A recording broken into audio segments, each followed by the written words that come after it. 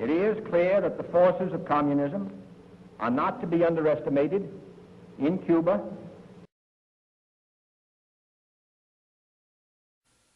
Tonight on the Yesteryear series, we explore a low point in American history within the Kennedy administration, in which many regard the Cuban Missile Crisis as the hottest point within the Cold War.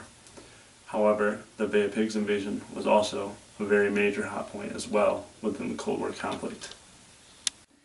Tonight's story first starts off with the beginning of time. That's right, the beginning of time. It is often a natural instinct for an animal to protect itself, and for that animal to protect others that it cares about. The Bay of Pigs invasion started when the CIA trained a group of Cuban exiles to land on the island of Cuba to attempt to overrun Fidel Castro's communist government.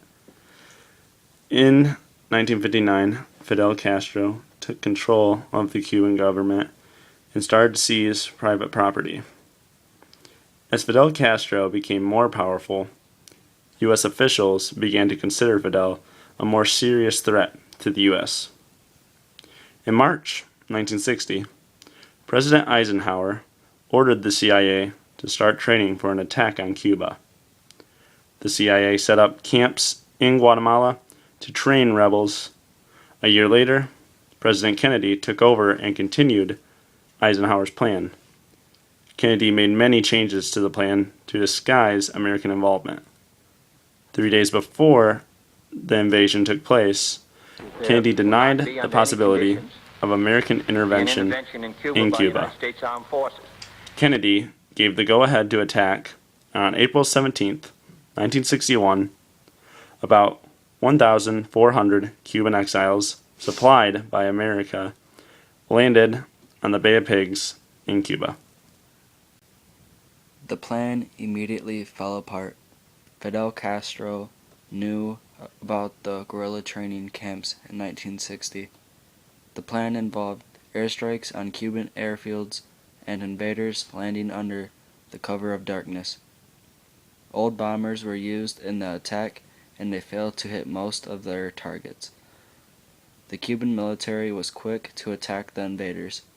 Fidel had sent 20,000 troops to defend against the invaders within 24 hours of the invasion. Almost all of the invaders were captured or killed during the invasion.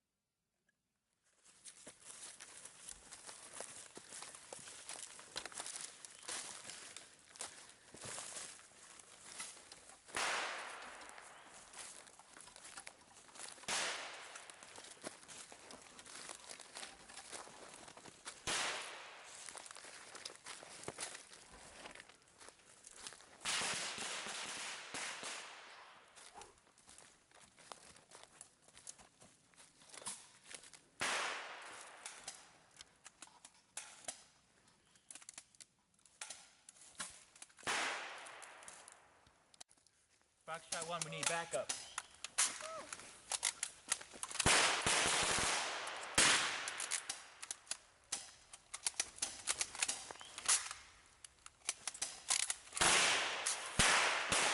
This is Alpha Zero. We need backup. Foxtrot 1.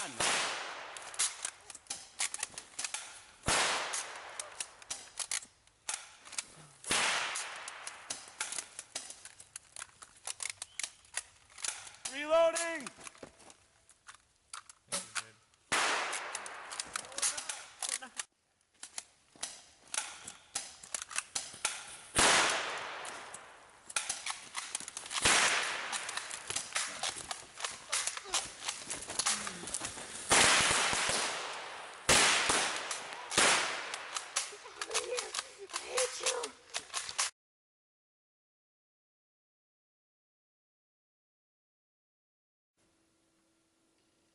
invaders came to fight for free enterprise. Imagine, at this time, an idiot coming here to say that he fought for free enterprise. As if these people did not know what free enterprise is. It was slums, unemployment, begging. 100,000 families working the land to turn over 25% of their production to shareholders who never even saw the land.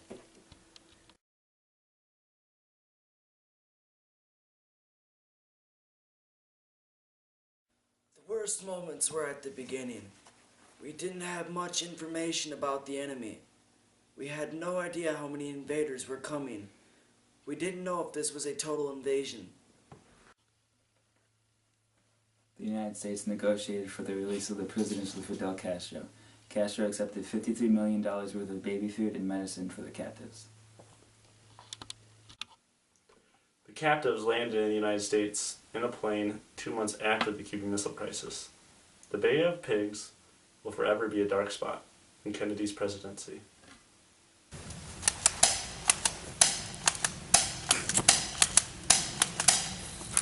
If the nations of this hemisphere should fail to meet their commitments against outside communist penetration, then I want it clearly understood that this government will not hesitate in meeting its primary obligations, which are to the security of our nation. The captives 2 months after the... Oh my gosh. I didn't read it right. So stupid. Look at the ground. The captives landed in the United States. I'm sorry. Come on, Joe. It's just Come on, Joe. unprofessional. Joe!